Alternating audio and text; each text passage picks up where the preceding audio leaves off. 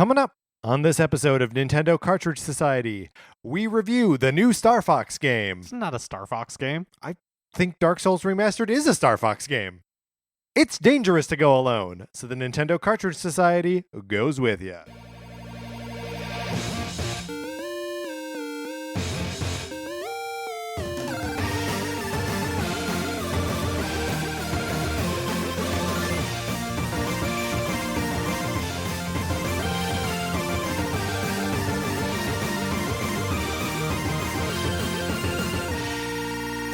Welcome to Nintendo Cartridge Society. My name is Patrick Ellers. I'm joined, as always, by my co-host, Mark Mitchell, who is standing now at the podcasting table. That's right. Feeling fabulous. I tower over all. It's true. You tower over me at the moment. I'm not sure how I feel about what this does to our power dynamic. We are, of course, always equals. That is, of course, correct. You mentioned that you are standing because your back was bothering you a little bit. That's right. I am old, and I sit at a computer all day. Here's the thing. When the time in my life that I threw out my back the worst, I was 24. Oh, you're supposed to be like resilient, like a baby. You can just bounce at that point. Here's the thing. I was living in Chicago. I was drinking a lot. And did you know the thing that threw out my back? Lifting a Nintendo 64? No. Lifting it. Yeah. They're not that heavy. Hoisting it? The sheer heft of it. No, it was spending the day playing Rock Band, the drums in Rock Band, throughout my back. Guitar Hero? The one that had the cymbals. I think it's Guitar Hero. And then you stood up? I've never thrown out my back. I don't know entirely what that means. Sure. So I guess it maybe wasn't a throw so much as it was my back was just sore from exertion. So like I played pretend drums for like 3 hours one day. I mean, are they pretend drums? They are pretend drums. I was pretending to play. I was really playing pretend drums. I mean, isn't like any electronic drum a fake drum in that sense? Oh boy. Yeah, maybe. So maybe I'm putting electronic drummers on blast here. You don't really play drums. Fake drummers. Look, we got a real problem with fake drummers. We got to root them out and get them out of our society. There is no place for fake drummers in a civil world. But that's when I hurt my back the worst, and that was now like 10 years ago. So more. So as an old man, one who doesn't subject himself to 3 hours of nonstop fake drumming, my back is fine. You're also eating a lot more vegetables now. That's true. I am eating a lot more vegetables now. I'm not subsisting on a diet exclusively of Kraft macaroni and cheese and Tombstone pizza. Speaking of exclusively, on November 8th, we're coming up with a list, an exclusive list. We are the only ones who have this list. Of the 8 best NES games of all time. And we need your help in coming up with this list. Right, because if you don't help us, I'm going to start listing light gun games until the whole list is nothing but Hogan's Alley, Duck Hunt, Gunmaster Clive. Mark, you got to stop. You got to jump in here. You got to rescue me here. Well, here's the thing. Is that even if you're sitting listening to this, and you're saying to yourself, well, of course, Super Mario Brothers 3 is going to be on there. Or, of course, like The Legend of Zelda, so on and so forth. Here's the things that each of those games, or each of those like series, have multiple entries in them. Yes. And we're only putting one entry per series on our list. Right. So if you feel strongly about one over the other, you can sway our vote. Yes. And in fact, you should, because Mark and I are agents of chaos. Yeah, absolutely. I'm what your mother warned you about. That's right. I'm like the wind, baby. So if we are not properly guided, we are going to put some insane games on this list, and you will be livid. So make sure that your voice is heard. Email us at nintendocartridgesociety@gmail.com. Tell us what should be on this list, what should not be on this list. Only one game per series. Must come out on the Nintendo Entertainment System. And we're recording this in 2 weeks. Yeah. So you don't have a lot of time. Get your emails in now. Mark, what else can you do with that email address? Well, while you're emailing, why not compose a second email that includes your mailing address? And and you can get on a list to borrow Patrick's copy of Sonic Forces. That's right. You can borrow my copy of Sonic Forces and do with it whatever you want. I mean, I would prefer that you play with it, but I'm not going to tell you what to do. That's right. As discussed in the previous episode, we wash our hands of it when it is outside of Patrick's apartment. Inside of Patrick's apartment, we take great responsibility for it. That's right. And anything that it does, I am responsible for it doing. Outside of this apartment, though, it's a different story. You can get on that list by emailing us your address, Nintendo Cartridge Society at gmail.com. Mark, should we just go ahead and get into our topics today? We should. We are right now. Here we go. Let's talk about Starlink.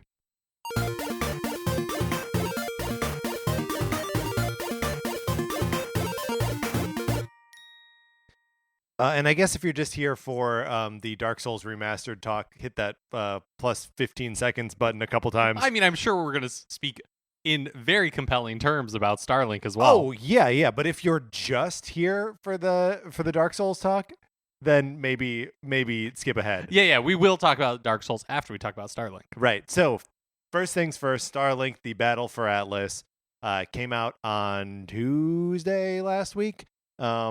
And it is available to purchase in a number of different formats. It is confusing.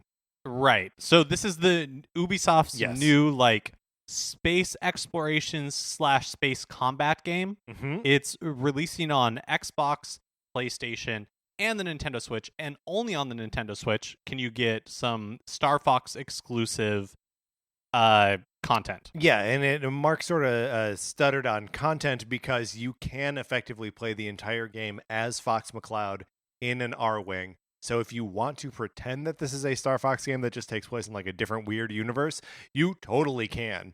And the illusion will be mostly complete. But should we get into just the maze that is getting into this game in the first place?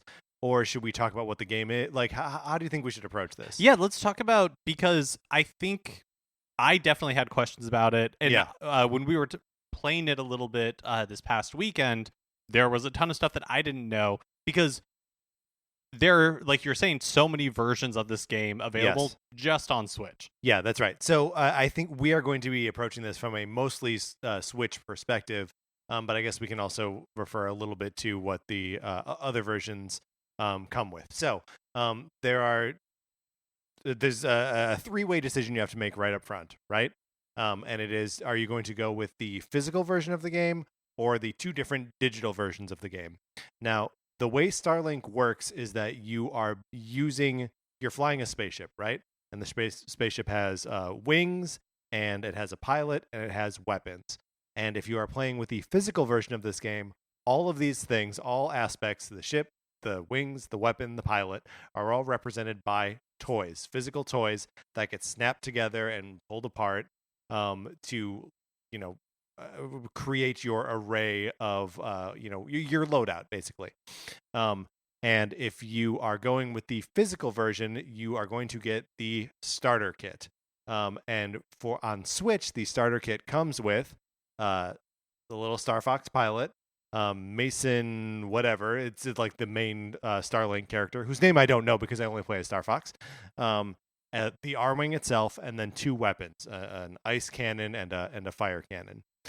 This all comes with a special Joy-Con grip that the ship itself actually snaps into, and there's also a poster for the game that shows all of the various other ships, pilots, and weapons that you can purchase all separately.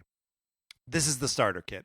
This is what I did because for as much as I was interested in Starlink for the gameplay, like, I want this R-Wing toy. I think it's cool. And, while I put the rest of the pieces away when I'm done playing with it, this one stays out. So when you bought the starter kit, yes, and you have the R-Wing, does that mean that unless you buy additional physical toys, that the only ship you can play with in the game is the R-Wing? That is correct. So Mason, whatever his face is, would be flying the R-Wing. That's right. And any pilot can pilot any ship as long as you have the pilot figure and the ship, like, actual toy to put on top of on the grip. Now, None of that is true if you're buying it digitally. If you buy the game, so that's and the base price for the starter kit is $75. If you are, but I got it at Best Buy with my Gamers Club unlocked, whatever, so it only cost me $60, normal game price. If you are buying it digitally, you have two choices. You can either buy the like vanilla digital, which comes with, I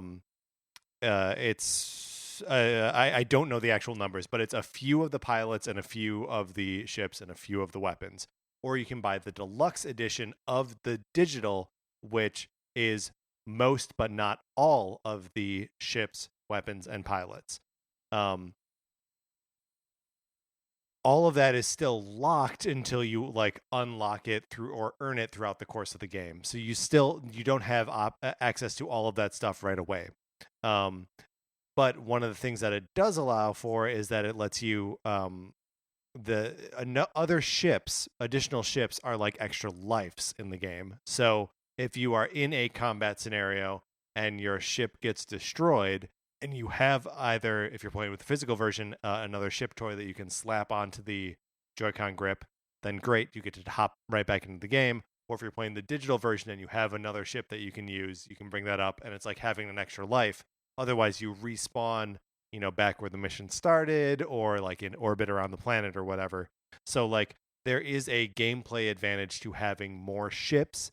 That is, a very like real and understandable tactile advantage, right? The thing that really surprised me is that the digital edition doesn't interface with the physical edition at all. So if you had like the starter kit, yes, the physical edition, and you also bought the digital edition, so you had like more ships, the two would not work with each other. Right. And that is, it's maybe kind of crummy because like, I think obviously not anyone, but most people who are picking up Starlink on Switch want to have these sweet Star Fox toys, right? Like, the game itself is whatever, but like or I'm there anyway for the Star Fox content. Yeah, I mean, almost to me, the ideal would be I buy the physical version, I get the R-Wing and the Fox figure, and then everything else is digital. Yeah, if I want additional ships or anything, I pay like the $20 and unlock them. Right. So the way that you would actually start getting the other ships and pilots and weapons, if you're with the physical edition, is by buying them. And so you can buy, and by the way, I'm getting most of my information here from a great guide that Kotaku put together called A Guide to All the Different Ways to Buy Starlink.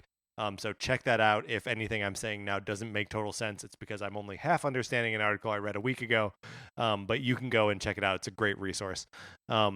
Each of the ships that you can buy come with a pilot and a weapon, and that's sort of like the best value because you're getting 3 different like pieces of extra content, and they're $25 each.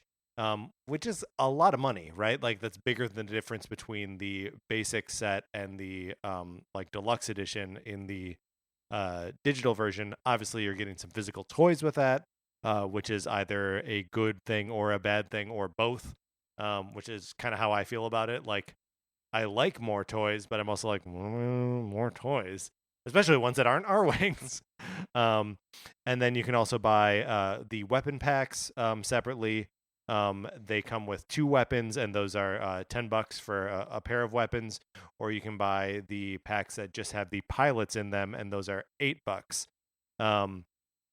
2 of the pilots are exclusive to retailers. Let me see if I can find this information. Oh, so when you were saying with the like digital deluxe edition, yes, that it comes with most of the pilots. Yes, it's not. It will never include. It'll never include the retailer specific ones. Right. So this is a Cerebus ship with Razor LeMay and a Shockwave. That is a GameStop exclusive, and the Scramble ship with Levi McRae and a Fury cannon weapon. That is a Target exclusive. So those are always going to be physically locked behind the toys and presumably totally unplayable in the digital version. I think that's right, but I could very well be wrong. Again, this is confusing. Yeah. I am like Hoggle. I will lead you astray in this labyrinth. So yeah, it's it's complicated. So let's say you have successfully navigated this labyrinth. You get the edition of the game that you want. And on Switch, that always means that you're going to have access to the Star Fox content. Any other platform, you will not. How is the game itself? There we go. There we go. We can talk about the game for 10 minutes without actually talking about the game. The game is cool. I like the moment to moment of the game. The sort of like meta game that stitches the whole experience together can be a little bit on the like long side or a little bit on the uneventful side. What is Atlas? Great question. So the it's so strange playing this game because it feels like you're being dropped into the middle of a like Starlink series of video games, right? Like Starlink, the characters associated with it are all like very well developed, and like all of the the people all have different personalities, and there's all this like lore behind like why these people are in space and the everything, right? There's this legion of bad guys and all this stuff, and it's neat. Everything's really well designed. But then also the Star Fox characters are there, and like it feels like you're reading a crossover story, or I guess playing a crossover story. But the first like one leg of the crossover has never existed before. You know what I mean? It's like you're reading Ninja Turtles and Batman, but like there have never been Ninja Turtles before. You know what I'm saying? So it's the balance between them is very it doesn't feel natural because Star Fox is all over this thing. They have their own storyline and their own objective, which is they're hunting down Star Wolf, and Wolf is like investigating ancient weaponry from whatever. But also your guys are just sort of on board for the ongoing adventures of the of course I can't even remember the name of the other guy's like mothership. That might be the Atlas. I don't know. So yeah, the game like actually plays like you are out in space, and it feels like a real genuine space where it is super far to the next planet, and you can either like drive right there directly, or once you've been to a planet you can fast travel to it. But there's a more or less like seamless transition. There is a seam. I won't say it's seamless, but like the game lets you fly right into atmospheres and right out of atmospheres back up into space with almost an alarming freedom, right? Like you don't feel like you're selecting a level so much as you are organically visiting it. And then once you're on those levels, there's some like aerial combat, there's some where you are like in closer to the ground, sort of like hovering around, and the combat is surprisingly Star Fox like. Feels like when you're in all range mode in Star Fox 64. And there's a good amount of just like exploration and finding resources. You're also able to scan wildlife and like reconstruct their DNA and like do all this research and interact with characters. It's an interesting, totally Ubisoft style game, right? Where like you're going to a planet and clearing it out of the planets basically become outposts where you've got like little objectives on them. And you're just sort of clearing them out of Legion occupation and gathering resources along the way. One thing I was a little bit surprised about was the fact that you can play as Star Fox or Fox McCloud for the entire duration of the game. Yeah. I was thinking that it would be just like, Dirk Mick whatever. Yeah, Mason something or other. Is your main character. I'm going to find his name. And then occasionally the camera would pan away and there would be like Star Fox. And, then it'd be like, now you control Star Fox team. Right. It's not. I mean, like, the other NPCs are talking directly to Fox.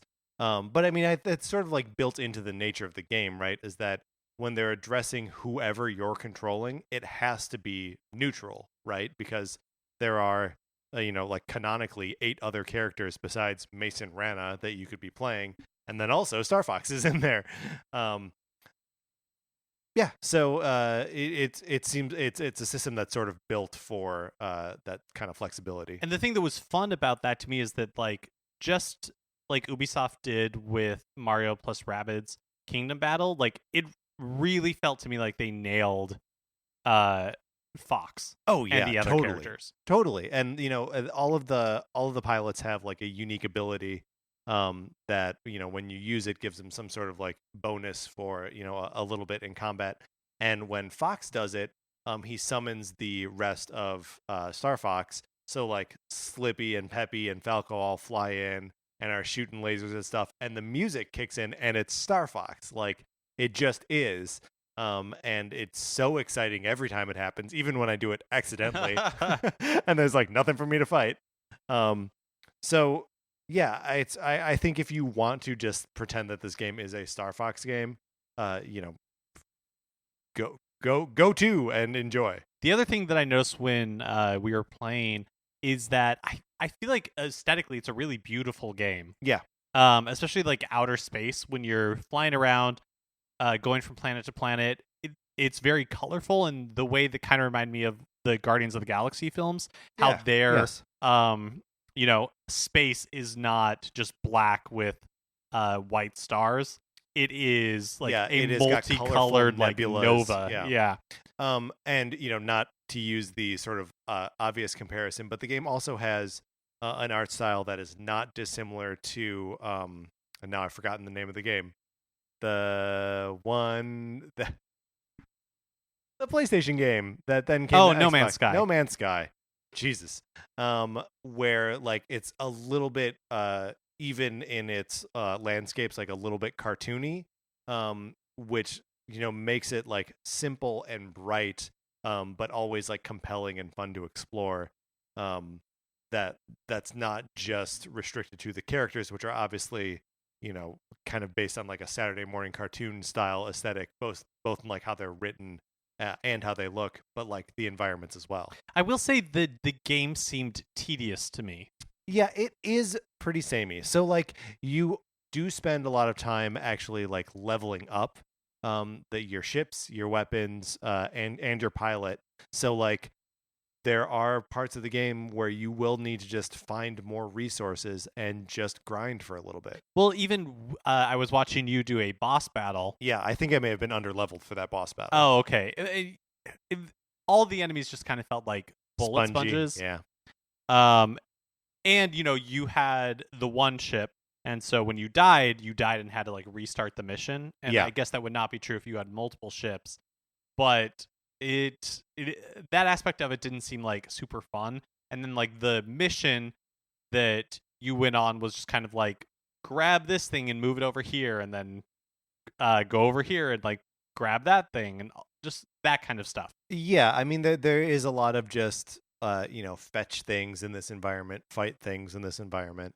But like I don't know, especially where the combat is concerned, there's a lot of interesting things that you can do with the combination of weapons that you have. Again, this is restricted to what physical weapon toys you have if you're using the physical version, or if you're using the digital version, what you've unlocked.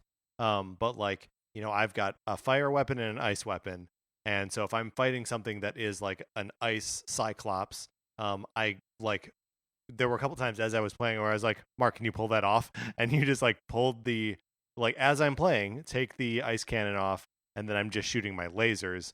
Because you don't want to use ice against an ice cyclops. That's crazy. But like if you pick up all of the same elements that the cannons fire are also represented in like little cores that you can pick up and then throw. So like if you get a gravity core, or a gravity cannon, and you shoot it and then shoot fire into it, it makes like a little fire tornado. Like the game is interesting in the way it asks you to use the elements in combat scenarios. So I do think that the combat is fun, but I will agree that there's maybe too much pick up this, bring it here, and earn more monies, Starlink monies. There also seemed like there was a ton of different like upgrade options. Yes, the upgrade tree for your loadout, for the ship, for your pilot is exhaustive, and it just shows you everything right up front. And so it does seem it is overwhelming. I don't really have a handle on how best to grow my ship or anything like that. So from my perspective, somebody who like wouldn't necessarily want all the different toys. It seems like the best value is to get the digital edition. Yeah, but I think you still have to make the decision of, do you want the deluxe digital version, which is $20 more expensive, and then I think the pricing is a little bit borked in other regions too. Like, we're just talking about the US version. I know it's more expensive other places, and like when you start getting to the I spent $60 on this game, and I am still sort of half considering getting another ship. So give me another ship, another pilot, and another weapon. But like then at that point, like, I'm spending another $25. Like, how much do I want to spend on a game that I'm like only half enjoying to begin with? But like, man, the ship is cool. The ship is cool. The ship is cool. A Star Fox is cool. So, friend of the show, June, had some questions about Starlink that he was hoping you'd be able to answer. I shall help him answer. I shall do my best. So first, how much harder is it without any additional ships? Honestly, kind of hard. But I think it's I don't think anything in the game is built in a way that like you simply can't progress. There's always the option to grind, right? To go to another planet or go out into space and just like fight bandits until you've leveled up a little bit, and then approach the next challenge. I do die from time to time, but like if nothing's killed me more than like twice, right? And if I had the second ship, yeah, it would be super easy to just kind of like plow right through it. So I guess it is much harder, but I don't know if like the level of difficult is like a real hang up. It doesn't feel unfair. No, it doesn't. It just feels like it's presenting an actual challenge. Is the R-Wing worth it? What does that mean? Yes. What? Is the R-Wing worth it? Well, is the R-Wing worth it? I mean, I think in the same way, like if you are spending $75, yeah, or $60 with your Best Buy Gamers Online, right? Yeah, and you want basically like the big win here is owning the R-Wing. Do you think it's worth it? Yeah, I'm for the R-Wing, for the Fox McCloud toy, for getting even getting to play like the first hour of this game with Fox McCloud. Like, for me, that feels worth it. The ship is just so cool, and it's weirdly big, right? It is. I was surprised at how large it is, and like the I don't even know what you would call this, cannons or whatever. Like, yeah, I don't really know what they are either. But they're articulated. They're not. I guess they're not really cannons because they're like if it was an X-wing, and let's be honest, it's basically an X-wing. It's like the S-coils, right? That like move into a different position when they're about to attack. They articulate on this thing, which is cool, and they like feel nice as they snap into place, and like the whole thing looks great. The one thing that I was not expecting, although it makes a lot of sense given that like the pilots actually fit into the ships, is that the like pilot figures are very small. They're very small. Yeah, I mean it's cute to like, is he like a little Star Fox? Yeah, but don't be expecting like amiibo size or like the amiibo attention to detail. Yes. Well, and I mean the same but reverse is true for the ship, where like this is way bigger than an amiibo. And just way bigger. And last, June asks, I heard about some loot being weapon gated. How prevalent is this? So I think that's referring to the fact that there's some loot and some like missions where you need to collect things that are under different elemental like crystals, and you had to blow them up with like the opposite elemental crystals. So to the point that I have played, I have not seen too much of that. But I'm sure there is more the later you go and the more planets you get to. But again, like the game seems to have enough content anywhere you go that like you can just do other missions, and if you're just following along with the story missions and then along with the Star Fox story missions, I think you'll be fine to just not do farming in that. If you're like, oh well, I don't have a gravity gun, so I can't get that stuff, I think you're probably going to be fine.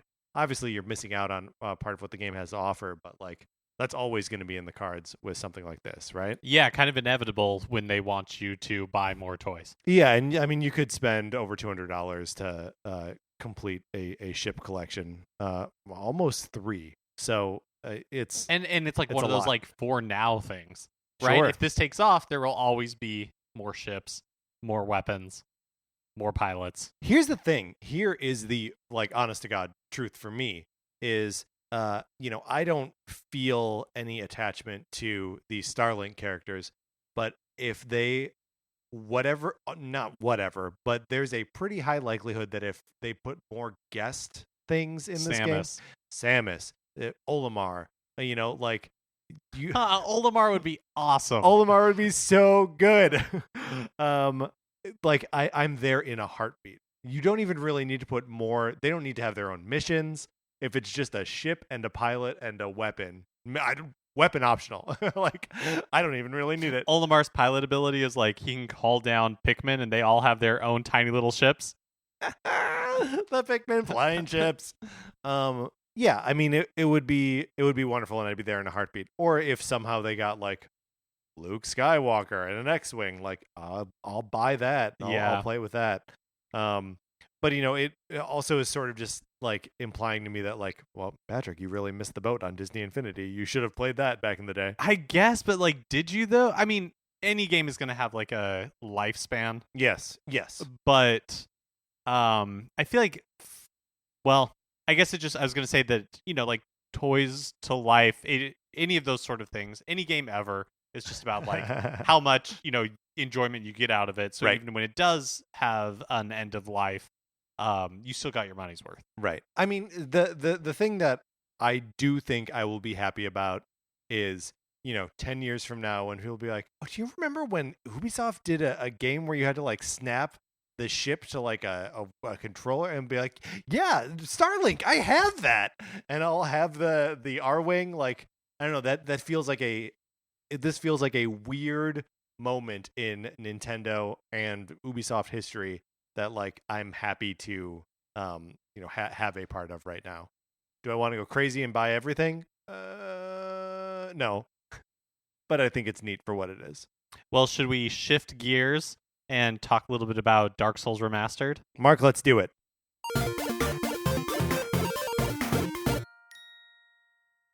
Okay, so you picked up Dark Souls. That's right. And so I had played it probably in like 2012 or probably around 2012, so like a year after it was released. Yeah, this is PS3. An old game. That's right. Remastered. And so the Switch version is like kind of remastered in quotes. It is way more heavily based on the original PS3 version than like the PS4 and Xbox One remasters, which are more of like your traditional remastered.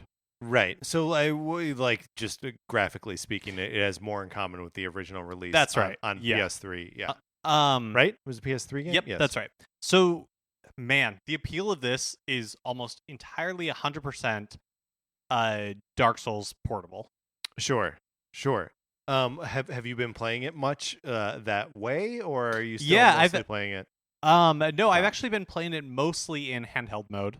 Even if that just means like in bed, not necessarily like out and on the go. Right. I've also played it docked on the TV. But yeah, actually the majority of my time has been playing it portably. So since we are a Nintendo show and maybe people are focused on Nintendo platforms, it's very likely that they haven't played a Dark Souls game before.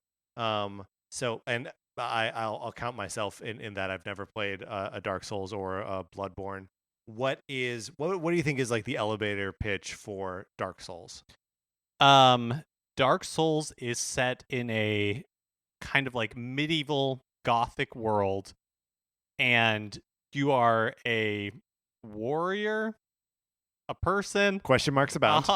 Yeah, you're like a person, and I don't know. Dark Souls is difficult to explain. Basically, you have to learn to love the grind, right? Dark Souls is all about failing, learning from that failure, failing again, learning incrementally more about that failure until eventually you are like powerful enough or even just like have knowledgeable enough to progress to the next level. Yeah, I like it seems as though there is a sort of like meta leveling up of like the player levels up, that the for as much as the game gives you, buffs to strength and, the ability for your shield to absorb more damage or whatever, that it's really always going to depend on you, the player's ability to judge when it's okay to start attacking, when it's okay to dodge roll, when it's okay to use magic.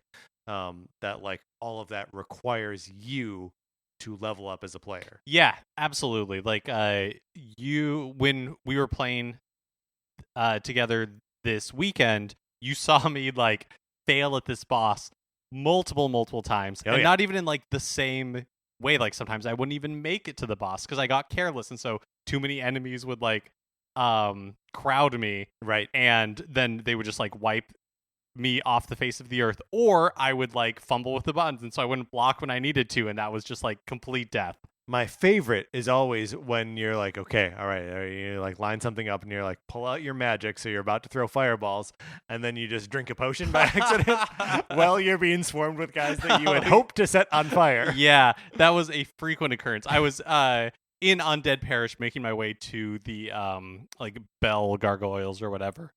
So but what you described about like the player having to kind of level up or like learn the game and play the game the way it wants to be played is kind of the appeal of Dark Souls. When the first game came out, it was 2011, we were, especially on Nintendo's side, kind of in the middle of like the casualization of games. Yeah. And here was a game that has like very little tutorial, a lot of systems, and you were just kind of like left to your own devices. And the game, like lets you know when you're not supposed to be in an area because you will just get killed, decimated. Yeah. But it's such an addictive gameplay loop if you enjoy it. If you find that you are able to get past, I kind of liken it to watching a Shakespeare play for a long time, if it's been a long time since you've like seen Shakespeare. Yeah. Where like you go in and the language is difficult and you have to kind of get into the rhythm of it, and then by the end you're like, oh yeah, this is like a second language to me. You're like, this is how a play works. Exactly. Yeah. That is a little bit like Dark Souls, where when it initially starts, I've played Dark Souls, I played Bloodborne, like I'm familiar with the idea of these games, and even then it'd been a while since I had played it, and so that learning curve of getting back into the rhythm, and then when you do, it is so addictive. Yeah. So you are glad that you picked up the Switch remaster of this. I really am. So we've kind of talked about it before on the show that I don't have a very like critical or discerning eye when it comes to some of the like technical aspects of games. Sure. And I know that people don't like because the Switch version is 30 frames per second versus the PS4 and Xbox One remasters, which are 60 frames per second. Yeah. The original game was 30 frames per second, and it has something called frame pacing, which is, I guess, is prevalent in a lot of From Software games. People do not care for frame pacing. I don't know what that is. Like I haven't. I was just about to ask. Hey, Mark, what is that? No idea. The game plays fine to me. One thing that is absolutely noticeable and true is that the audio is heavily compressed. Oh, really? In the Switch version, it sounds kind of like everything's underwater a little bit. Like it is noticeable that you are listening to a low quality sound file. That's it. Well, let me ask you this. You bought this digitally, I'm assuming. So maybe you don't even know, but did it take a long time to download it? I think it's like 6 gigabytes. Okay, so it's not huge. Not crazy. When I so I bought Starlink, right? And it comes with you have to download, the majority of the game, or so it would seem, onto your Switch, and that download took like an hour. Which is nuts because, like, I've got this box with all this stuff in it. And it's like, no, the game is mostly out in the ether, and you still have to download it. I'm hoping that if people make enough noise about it, that Namkai Bando Namco. Yeah, I always mess that up. That they will patch in like the better different audio. sound files. Yeah. But again, it's not noticeable enough to like ruin the game for me. It is just like it's a thing, and it is apparent.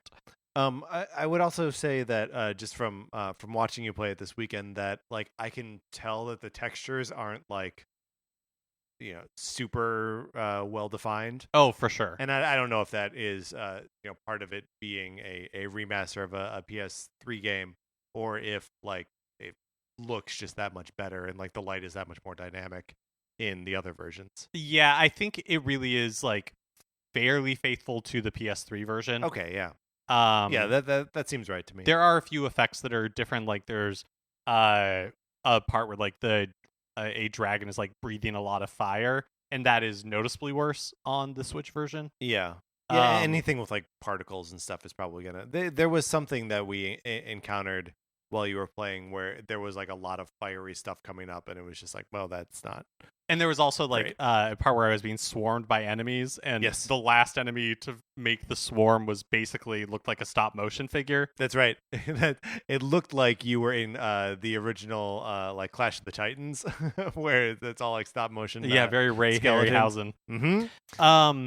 But no, I mean, I really feel like the appeal of this version of the game and why it is totally worth it for me, especially at $40, is being able to play Dark Souls portably. Yeah. And I think in that way it does its job really well. Man, it's so interesting. Like we were, when we were talking about like how we were going to do this episode, it was like, yeah, let's talk about Starlink first, because I think that's like the new one, the thing that people are going to want to hear about. But like I spent twice as much money on a game that, where both these games are like grind heavy, we're saying.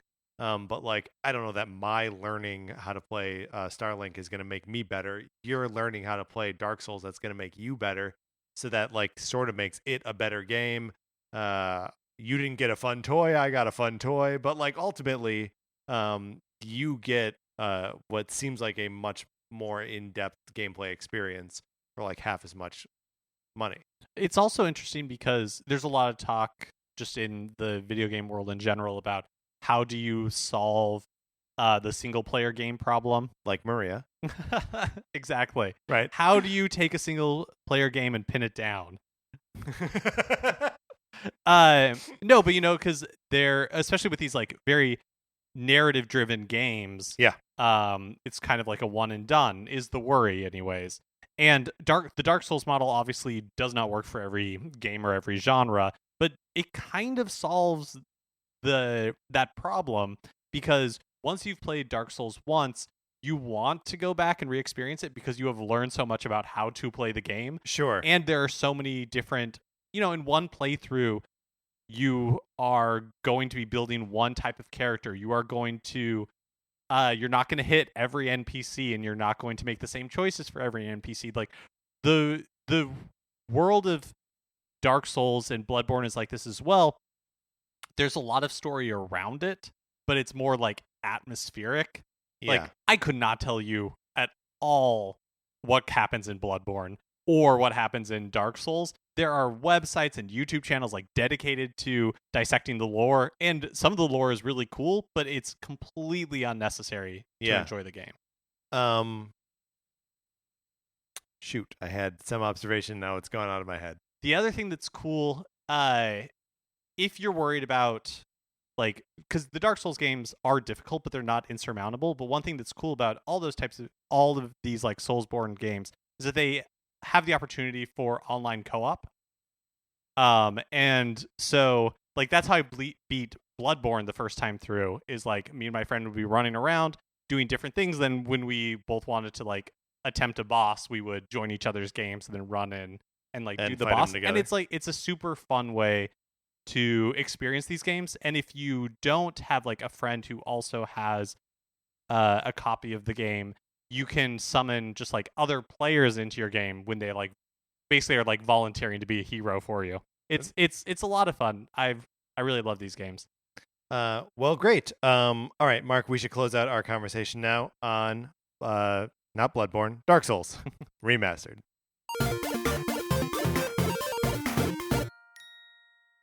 Okay, so that is going to do it for this episode of the show.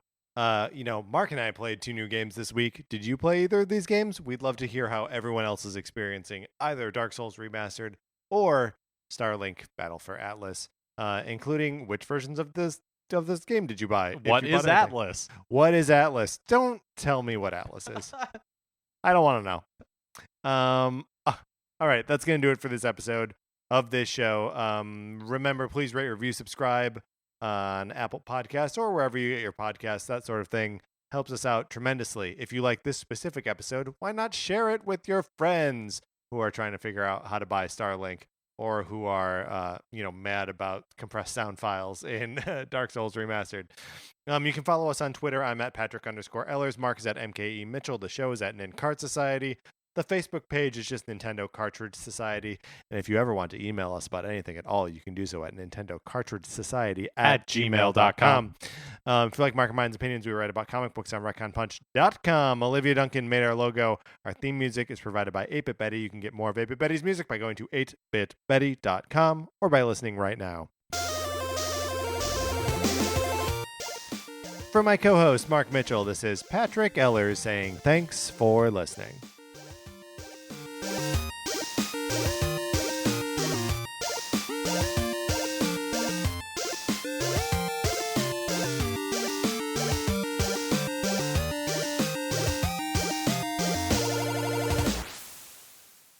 Do you ever feel like you need to talk about Britney Spears? Because I do. I'm Jen Zabrowski, and I'm the host of We Need to Talk About Britney. Every episode, I'm breaking down Britney's life and works, but mostly life, with pop stars, former TRL hosts, actors, writers, and comedians, all while trying to figure out why I'm so obsessed with Britney Spears. Listen to We Need to Talk About Britney every Tuesday on Campfire Media.